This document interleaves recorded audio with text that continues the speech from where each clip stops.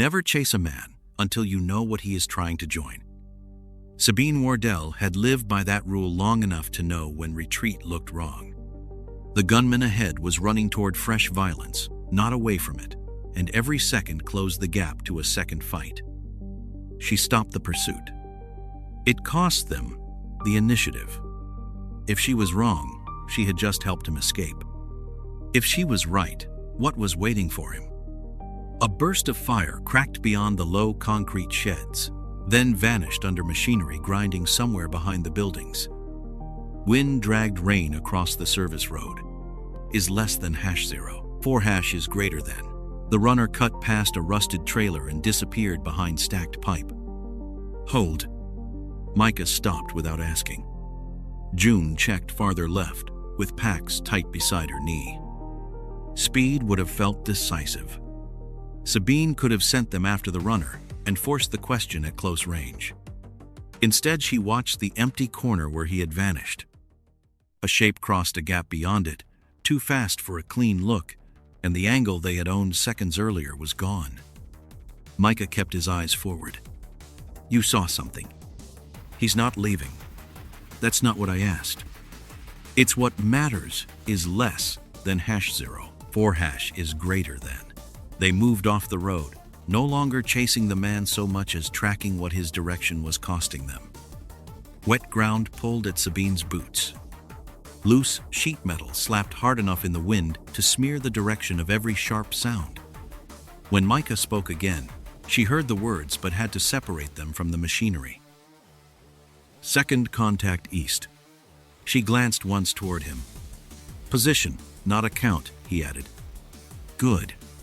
Something they could act on without pretending it was more. Rudava sat behind them, with its fixed defenders, holding the hub, is less than #0. 5# is greater than. Sabine's small mobile element was already outside, already between the separated violence and the place neither group could be allowed to reach cleanly. Any meaningful help was farther away than the next few minutes. If they turned back to reinforce the hub, they would arrive after the geometry had changed. Sabine had to use the position she had, not the help she wished for. The runner had no such delay. Every second they spent deciding gave him more distance toward the second fight. Sabine pointed through a narrow cut between two low buildings. We don't follow his exact path. Micah shifted with her. Is less than #0. 4# is greater than. Then what are we following? What changes when he gets closer? The answer almost arrived from behind them. Pax checked hard against June's hand and turned toward a dark gap between a parked loader and a wall. June shortened the lead at once. Close presence, left rear. Nothing about intent. Nothing about who. Sabine did not need either. A man stepped out too near, using their stalled pursuit to close the last distance unseen. Sabine caught shoulder, hands, forward weight. Micah drove sideways. June pulled Pax clear. Sabine met the rush before it became a clean attack. Wet footing stripped any elegance from the collision. The man hit hard, tried to keep moving through her, and lost the advantage when Sabine refused to stay where he expected resistance. She turned the contact just enough for Micah to crowd him off the line. The attacker broke away before either of them could turn the moment into a tidy finish. Sabine let him go. Micah looked after him. Again. Again. This time, he understood without asking. Pax strained once toward the gap the man had used, then checked back to June. Local warning, June said. That's all I've got is less than #0. 4# is greater than. Sabine nodded and moved. The dog had kept a rear surprise from landing cleanly. He had not explained the larger fight, and June had not pretended otherwise. Stopping the first pursuit had cost them position. Now a second hostile had used that lost initiative against them. Sabine still had no proof that the original runner mattered more than the men already trying to kill them. Ahead, gunfire came in short, uneven runs. The runner had chosen that sound. They angled toward it without taking his route. Sabine kept the noise in front of her, and the unanswered question beside it is less than #0. 5# is greater than partial. Visibility turned every opening between structures into a brief test. Empty yard, parked vehicles, a flash of movement, then cover again. The ground opened for 2 seconds. Several fighters moved beyond a line of vehicles, pressing another contact from a different direction. They were not scattering after a broken attack. One crossed while another held long enough to make the movement deliberate. Fire answered from farther off. Micah saw it with her. There. Sabine watched the gap after the figures disappeared. The man they had stopped chasing had been running straight toward this fight. Is less than #0. 5# is greater than. Not safety. Not cover. This. Same people? Micah asked. Don't know. Trying to reinforce them. Don't know that either. She started moving again. What she knew was smaller and more useful. The runner's direction had not been random. 2 hostile contacts now existed where one pursuit had seemed to matter, and her team was physically between both of them and Rudava. She still did not know what the runner expected to find if he reached the second fight, or what would change when he did. Keep moving, Sabine said. Watch what each one does is less than #0. 4# is greater than. They crossed the next strip under renewed fire, carrying the question with them. They crossed the open strip before the next burst could pin them there.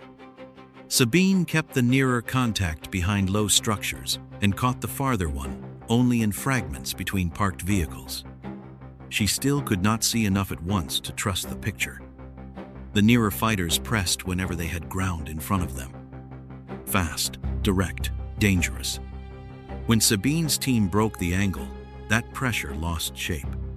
Farther out, the second contact moved less and watched longer. He is less than #0. 5# is greater than. Every time Sabine changed direction, fire appeared where it seemed prepared rather than improvised. Micah ducked beside a concrete trough. Near group keeps pressing. A round struck metal beyond him. Far side keeps making the press useful. Sabine looked again before answering. A fighter crossed the far gap at the same moment the nearer group surged. For now, she said. Micah glanced over. Don't marry the labels. Wasn't planning a wedding. She almost smiled. Almost. Coincidence was possible. Coordination was possible too. Neither gave her a target. Is less than #0. 3# is greater than. They shifted through a cluttered service lane, while wind drove rain and grit against sheet metal. Sabine could hear Micah, June, machinery, distant fire, and their own movement. The sounds crowded one another until direction became work. She watched bodies instead. The nearer contact took ground whenever it saw hesitation. The farther one seemed to create room, then let the first pressure fill it.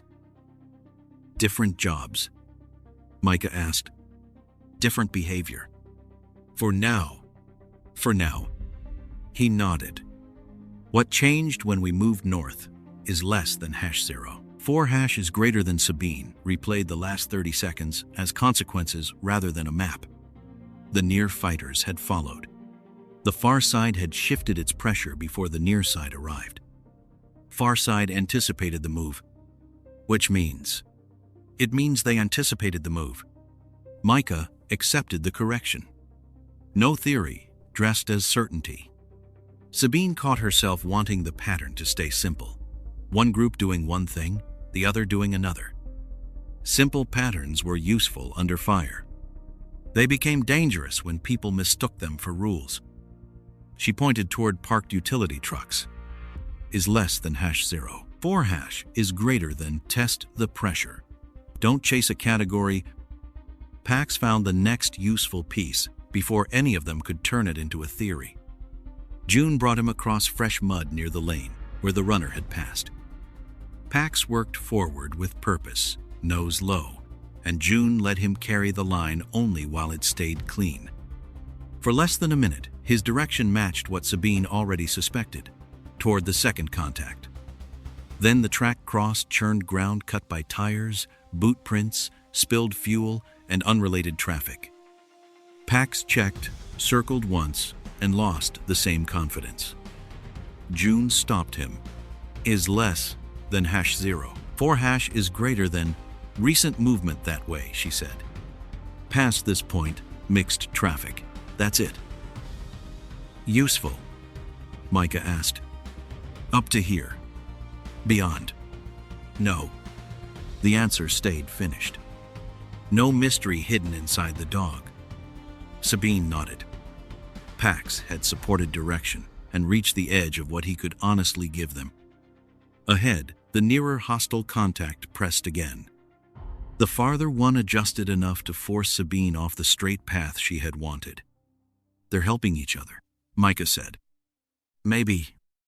Or they were told what to do before this started. Is less than #0. 5# is greater than. Micah looked toward the farther movement. Different problem. A burst snapped across the lane and drove them behind a truck chassis. June tucked Pax into the lee of the metal. Move or wait? Move. Which way? The way they didn't prepare for. They crossed on a diagonal that gave up cover, but changed the problem. The nearer fighters followed quickly. The farther contact shifted a beat earlier, trying to make the new line expensive before the pursuers reached it. Micah saw the timing. That looks live. It looks faster, Sabine said. Not the same thing. Is less than #0. 4# is greater than. You're fun under pressure. So, I'm told. Exactly. One meant live adjustment. The other meant a planned surviving separation. Sabine could not yet tell which she was watching. They reached the next low structure with a model she did not trust. The two contacts looked complementary. Sabine treated that as stable enough to move against, not stable enough to believe. Then both patterns shifted. Two fighters from the nearer group abandoned easy ground. Farther out, movement appeared at the edge of her view, not retreating but closing. Micah saw it. Their compressing is less than #0. 4# is greater than. Sabine did not answer immediately. The groups were no longer operating in parallel. They were moving toward a point where each could affect the other directly. What does contact give them? Micah asked. Don't know. You have a guess. I have a reason not to let them test it. The earlier runner had been trying to reach something real. Now both sides were helping make that meeting possible. No target priority stayed clean. Hitting the nearer pressure harder might open space for the farther movement. Turning on the farther contact might give the nearer fighters room to drive them back. Sabine raised a hand and changed their movement again. Through a break between structures, men from the two hostile contacts were closing the same gap. Micah exhaled once. They're trying to link up. The first attempt had begun. The gap ahead closed fast enough that Sabine stopped thinking of the two contacts as separate problems. Men from the nearer fight angled toward the same strip of broken pavement, where figures from the farther side appeared between parked vehicles. Then the first pair reached each other, and the whole fight changed. The volume barely changed. The efficiency did. Is less than #0. 4# is greater than.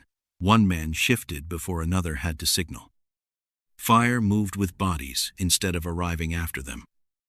A stalled advance restarted without the confusion Sabine had been watching for minutes. The waste disappeared first.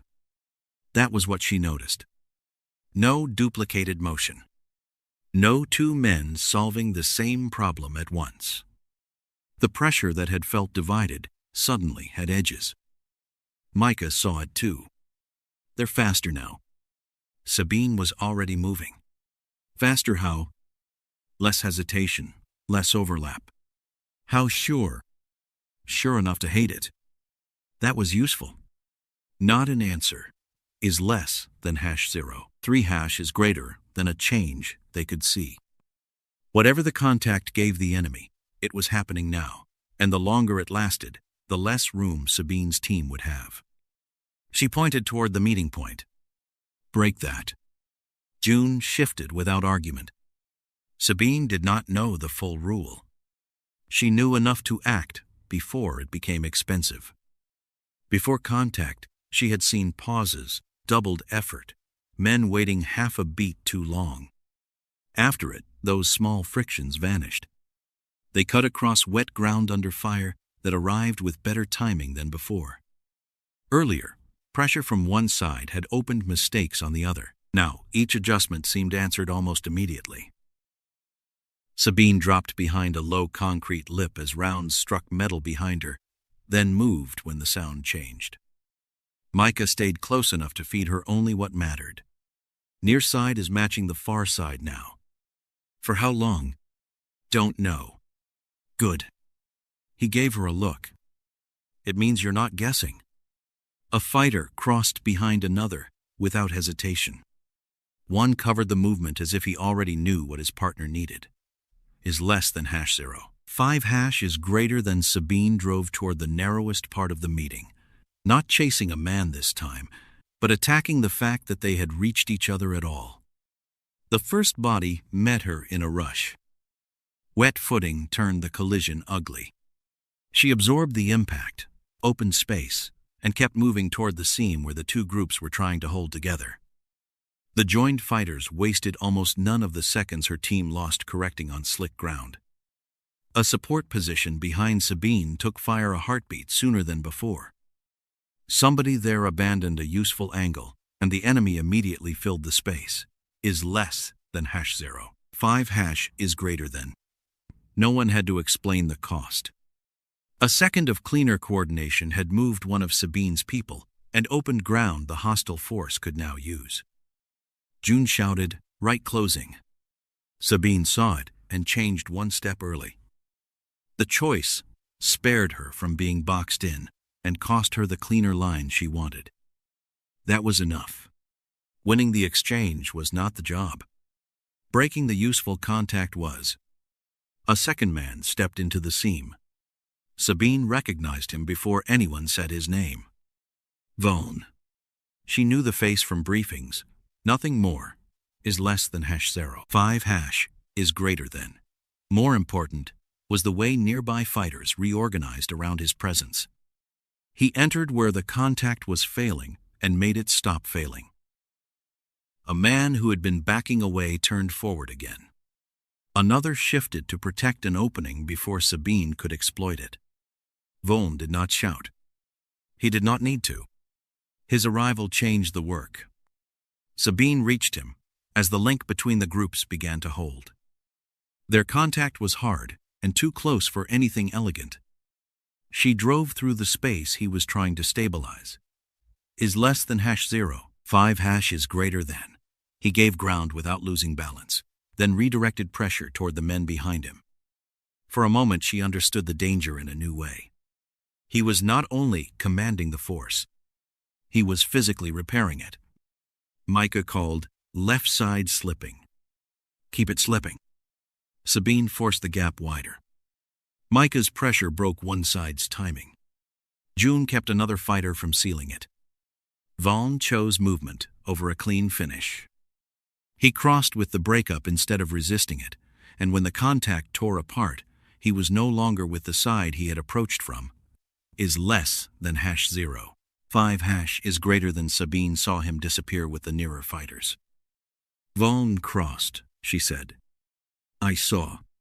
Then remember where he is. The separation held. The price showed itself before she could call it a win. Behind the low structures, one of the team's supporting vehicles sat dead, its mobility gone after the burst that had caught them during the push. The equipment inside still existed. The function did not. The easiest way to shift people and weight across the corridor was gone. June looked back once. That stays. It stays. Micah's answer was flatter. We're slower now, is less than #0. 4# is greater than. That was enough. The hostile groups pulled apart under pressure, but they did not return to the shape they had held before. Vaughn remained with the nearer side of the breakup, physically separated from the men he had approached with. His location had changed. So had the distribution around him. The useful contact had been broken, yet its consequences remained. Sabine could still feel the brief moment when the enemy had moved with less waste, faster correction, cleaner support. She had seen the proof she wanted and paid for it in freedom of movement.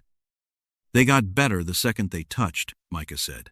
Is less than #0. 5# is greater than Sabine, watched Vaughn's side instead of answering. The other group was already repositioning farther out. Separated again, yes. Harmless, no. Vaughn had lost the link-up, but he had not lost the fight. Sabine motioned them onward. Don't give him another one for free. With the vehicle dead behind them, and Vaughn now on the opposite side of his own disrupted force, every later choice had become harder. The first pressure came before Sabine had finished measuring what the dead vehicle meant.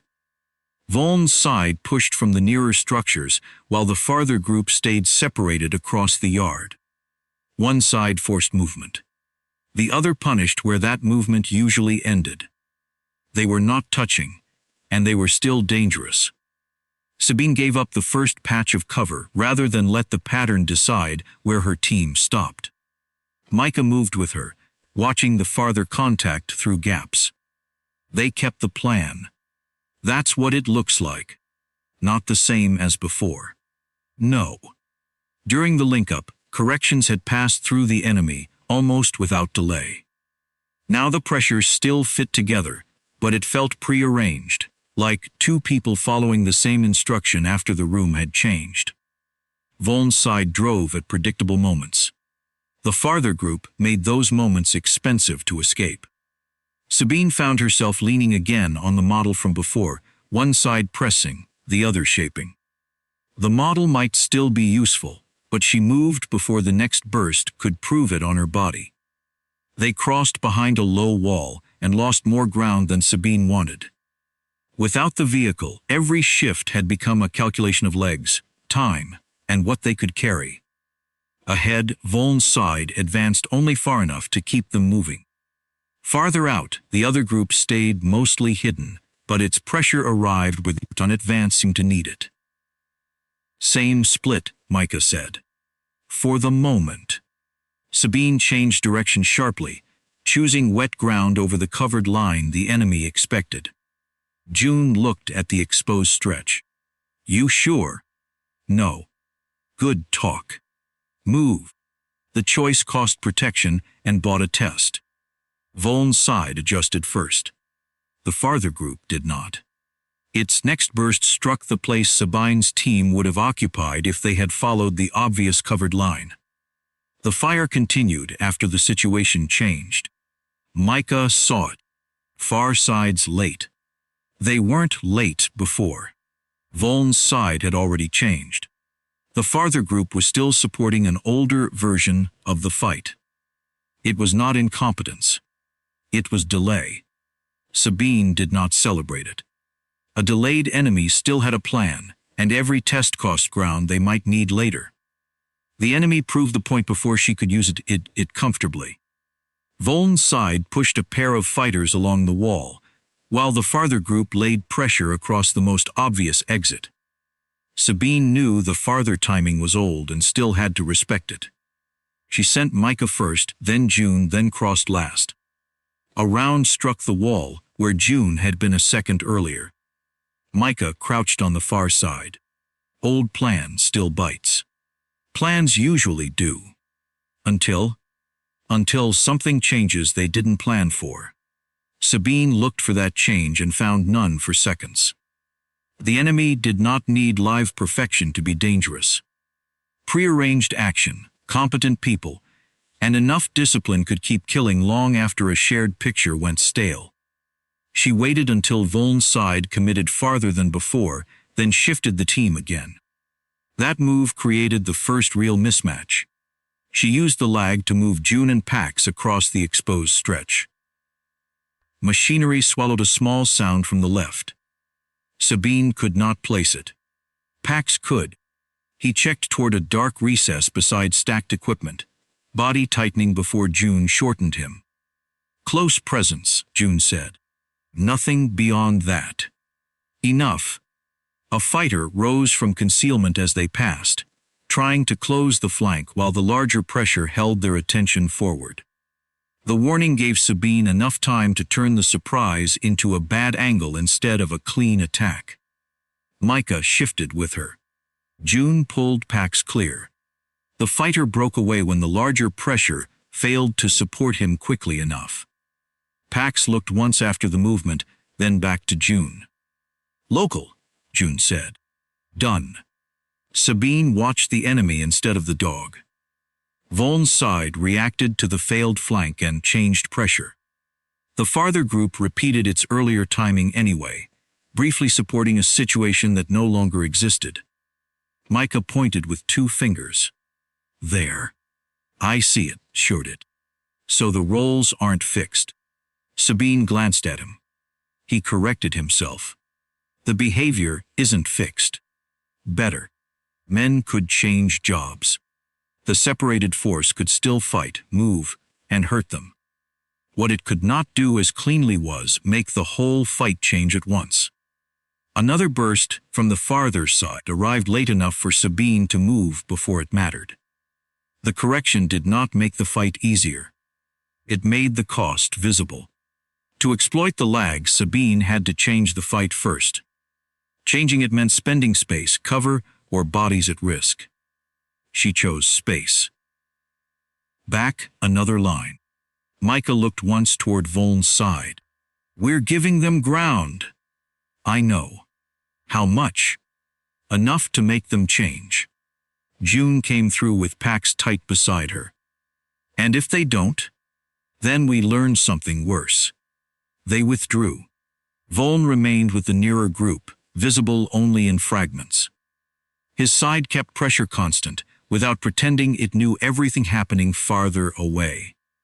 The other group shifted too, slower to reflect the new shape, but still disciplined and capable of following the larger plan. Distance hurt them. It did not make them helpless. Sabine stopped herself from turning that into a theory. The next consequence was already forming. Both hostile groups began pressing toward the same broad area again. The empty ground between them narrowed. Micah saw the convergence. Stronger this time. Less room for us. That, too. Behind them, Rudava felt farther with every step surrendered. Ahead, Voln's side and the farther group kept closing the space. Sabine watched the gap shrink and moved before they could decide where the next fight would happen. The 2 hostile groups kept closing the distance, and this time Voln moved with the pressure instead of behind it. Sabine saw him in pieces between low structures, always where the nearer side threatened to lose momentum. The other group came in from farther out, using the ground her team had surrendered. The empty space between them narrowed until every decision felt timed against a contact that had not happened yet. Micah pointed through a break in the structures. They're making the same place matter. Sabine watched Voln's side change direction almost as soon as the farther group did. Not as clean as during the first link-up, but cleaner than before. How long if they touch? She asked. Long enough is the problem. That isn't a number. I don't have one. Good. They had already lost the vehicle that could have bought them speed. Now they were paying in legs and seconds. If the next contact settled, the fight would stop being 2 pressures that lagged behind one another. Voln was moving toward the meeting point himself. Sabine raised 2 fingers.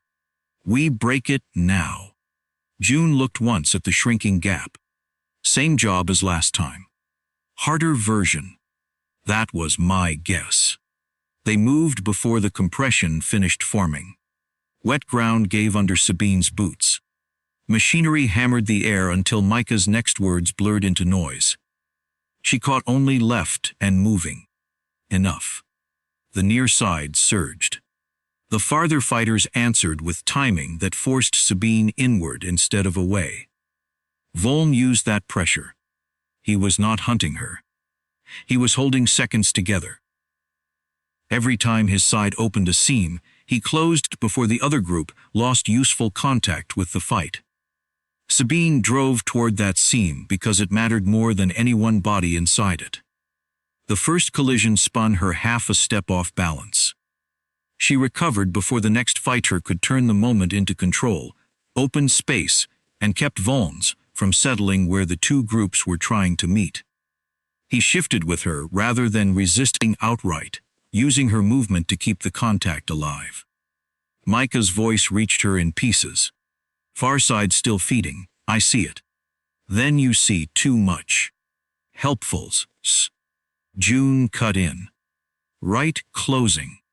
Sabine changed direction before the threat finished forming. Voln was not simply stabilizing men around him now. He was fighting for duration. Sabine cut that duration down one ugly second at a time. Micah's pressure changed one approach. June kept fighter from closing around Sabine's blind side. For several breaths, the whole fight balanced on whether Voln could keep bodies connected faster than Sabine could tear the connection apart. Then Voln gave up a cleaner angle on her. The choice told Sabine what he valued. He drove the contact sideways, buying room for one man from the farther group to cross behind him. Crossing, Micah called. Sabine saw it late. She had two live problems, the man crossing and Voln still holding the larger contact together. She chose the contact. Voln met her near the edge of the meeting point. His weight came through her left side as she tried to control the space between them. Pain flashed through her wrist. Then the grip disappeared. It did not vanish all at once. That would have been simpler. Her fingers closed, but the force behind them thinned when the load increased. The hold she expected to exist simply was not there. Voln felt the change in the exchange even if he could not know why. He pressed into the weakness. Sabine's released before the failed grip could trap her, recovered with her right hand, and shortened the contact. June shouted, "Sabine!" Still moving. That wasn't the question. It's the answer you need. She did not test the wrist again. No prolonged control. No trying to own the whole exchange. Sabine used movement and timing to keep Voln from planting the contact long enough for the two groups to settle. The stable link-up began to tear. Micah called, "Crossed mans stayed near Voln. Can you stop him? Not without giving this back. Then don't." The choice hurt before the wrist did. Men pulled apart under pressure. The sustained contact broke. Sabine got the separation she wanted. The fighter who had crossed did not go back. He stayed on Voln's side. There was no object to seize, no visible device that explained the value. What mattered was human and immediate. He had come across during the brief shared contact, had seen the current fight from the other side, and now men around Voln adjusted to him instead of treating him like a stranger arriving late. Micah saw the same thing. They kept something. A man. And whatever he knows right now. Enough. Sabine tried her left hand once against the weight of her own movement. The wrist worked until it had to hold force. Then control thinned fast. She stopped testing it. June came close enough to look without slowing. Can you grip? Until it matters. June's mouth tightened. Great. Save the enthusiasm. That got the smallest breath of a laugh, gone immediately. Sabine did not need a diagnosis to know her old method was gone for the rest of this fight. Repeated strain would only shorten what the hand could still do. The two hostile groups were separated again, but the failure had not reset them. Voln remained with the nearer side. The crossed fighter stayed there with him. Their movement was still brittle, still incomplete, But Voln's side reacted faster to pressure from the farther group than it had before the near link-up. Sabine had stopped the force from becoming whole.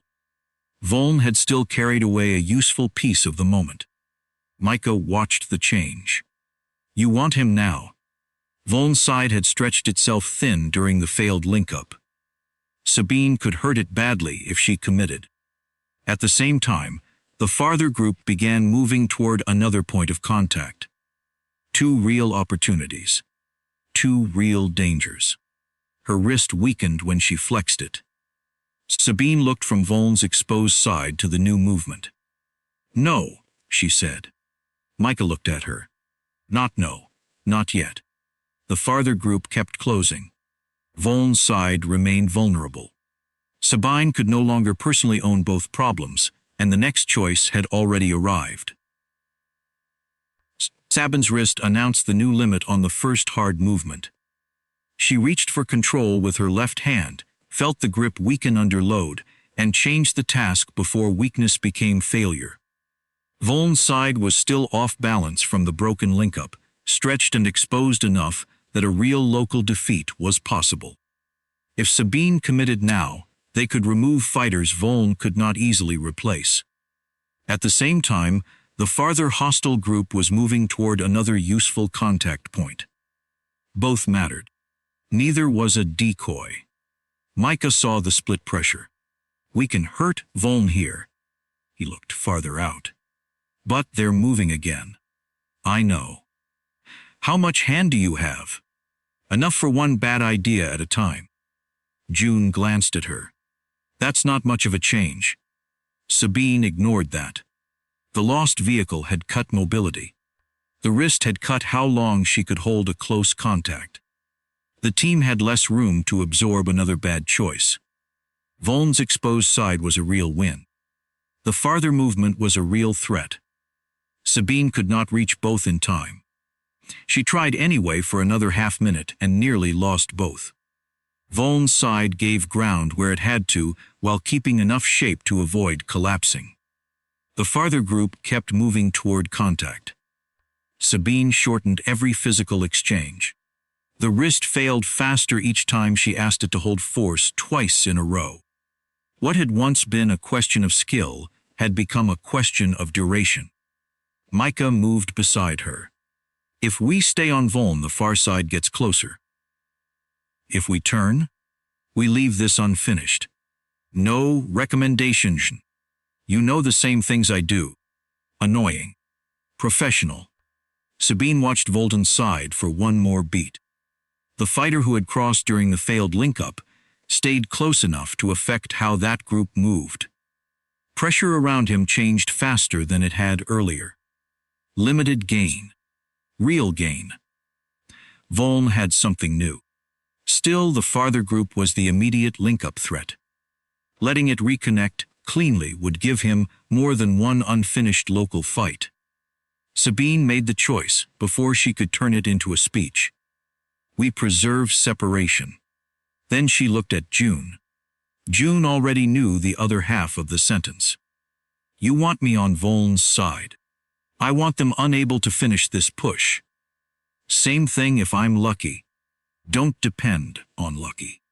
June shortened Pax's lead and handed his active role down to almost nothing. Sabine said, take the close contact, keep them occupied, don't chase the finish. June held her gaze. And if I can finish? Sabine looked once toward the farther movement. Only if it costs nothing we need more. That answer is terrible. It's the one we have. June nodded once and moved. She did not look at Pax for permission to be useful. She kept him clear of the immediate collision and stepped into the human problem Sabine would once have claimed for herself. The handoff felt wrong because Sabine's body expected to follow. She did not. That was the harder action. Voln's exposed fighters pressed to exploit the split. June met the first rush, broke its momentum, and forced the contact sideways long enough for Sabine and Micah to turn toward the farther threat. Sabine stayed close enough to support the handoff, not close enough to take it back. Her left hand failed when she tried to hold a hard grip during the shift. She released immediately and kept moving. The wrist did not stop her. It changed how long she could stay. Micah gave her a short update. Far side still closing. I can't tell if they've got a clean meeting point. Can you tell where they're trying? Yes. That's enough. Sabine saw the movement herself and committed. Behind them, June's fight stayed unresolved. Ahead, Sabine and Micah drove enough disruption into the farther movement to break its next useful contact before it could settle. Men who had been closing were forced apart again. One turned back. Another lost the timing he had been waiting for. The larger separation held. June's side did not become a clean local victory. When Sabine looked back, fighters she might have removed from the fight were still moving with Voln. June came off the contact, breathing hard. I had one more chance, she said. I know. You told me not to chase it. I know that too. June looked toward the surviving fighters. Then remember, it cost us something. Sabine did. That was the point. The local win had been worth taking. She had still let it go. Micah glanced toward Voln's side. They kept more people than we wanted. We knew the price. We knew there was a price. Fair correction. Voln began using the survivors before Sabine had time to regret them properly. He did not push for another obvious full link-up. His side shifted in short controlled bursts while the farther group adjusted from a distance. The first change was small. Voln's side eased pressure exactly as the farther group struck a new angle. Micah saw it. That's new. Maybe. A second brief adjustment followed, too fast for the rigid pattern they had watched earlier, then vanished before it could settle. Sabine watched the crossed fighters stay near Voln, while the fighters she had chosen not to finish gave him enough bodies to use the change. The cost from both decisions was now on the ground together.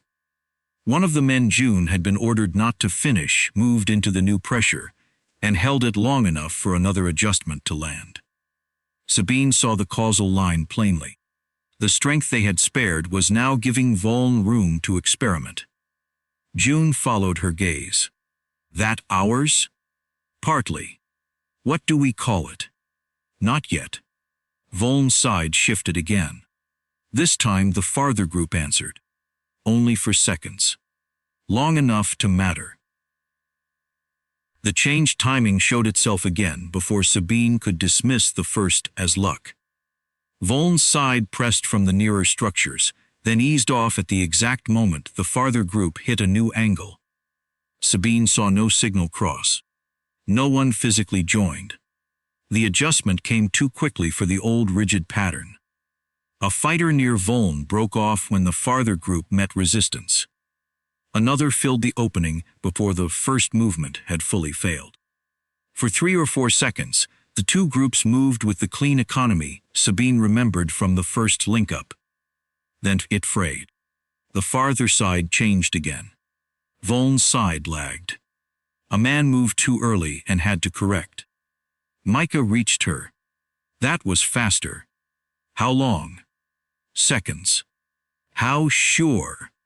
That it happened? Sure. Why less? Another coordinated burst rolled through them, sharper than the old separated plan and gone before it could settle. June looked toward the farther movement. They didn't touch. No, Sabine said. So what changed? Sabine watched the man who had crossed during the broken near link-up stay close to Voln. Something stayed with him. That was enough for now. The next window made the cause clearer. Fresh pressure appeared on the farther side. Almost immediately, Voln shifted 2 fighters, as if the new problem had reached him sooner than it should have. Micah saw it. They're updating off each other. For moments. Maybe. Sabine glanced at him. He lifted one shoulder. You asked for uncertainty. She moved as the next wave formed. Her first instinct was to drive through and hold the forces apart as before. Her left hand failed under the first sustained load. She released, shortened the engagement, and moved before weakness could trap her. The old method was gone. Another brief alignment appeared. Sachin hit the moment instead of chasing the men, forcing Voln's side to change before the farther group could match it. The pressure broke unevenly. For several breaths, the enemy became two separate problems again. June came up on Sabine's right. That worked. For that one. Comforting. It wasn't meant to be. The next test proved why. Voln shifted pressure toward two places before the first disruption had finished. Sabine saw the nearer window form beside a low shed. 3 fighters closing just long enough to make the other side's movement useful.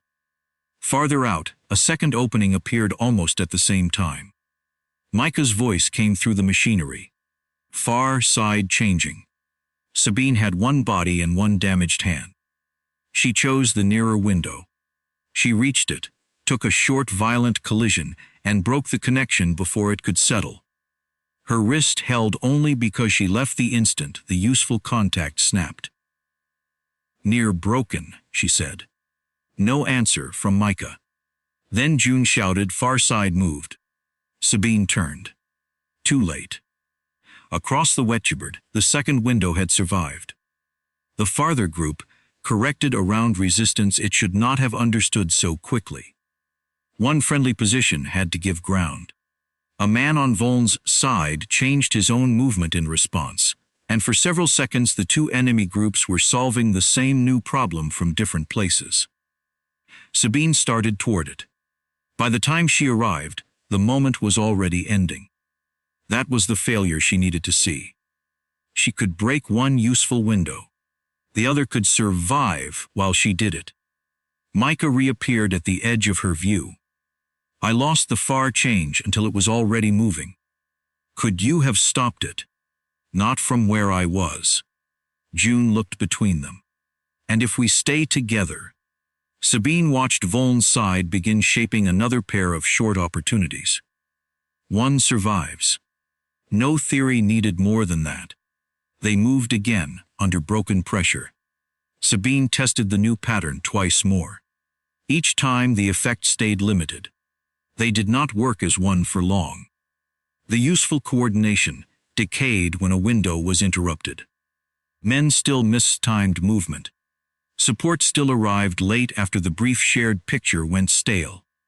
But Voln no longer needed a long, obvious meeting to gain something dangerous. He only needed seconds. Micah said, "They're not whole." "No, they don't have to be, for long." Sabine looked at him. He corrected himself. "They don't have to act whole for long." Better. Voln adapted again. He used the surviving fighters from the previous fight to threaten one short connection while another developed farther out. Sabine moved toward the nearer one and stopped halfway. If she kept everyone clustered around her, Voln had only one friend-friendly decision center to pull out of position. She looked at Micah, then June. "We split." Micah's eyes moved to the farther pressure. "How far?" "Far enough that one window doesn't steal all of us." June looked at her. "Me. Other side." "Ah, copy," Micah said. "And when we lose sight of each other?" Sabine hated the answer because it was the point. "You act on what you can verify." "Without waiting?" "Without waiting." The words cost more than giving ground had. Voln's side moved before she could reconsider. The farther group answered by shifting toward the same broad area from another angle. Not fully linked. Committed. Sabine pointed Micah toward one side of the convergence and kept June closer to the other.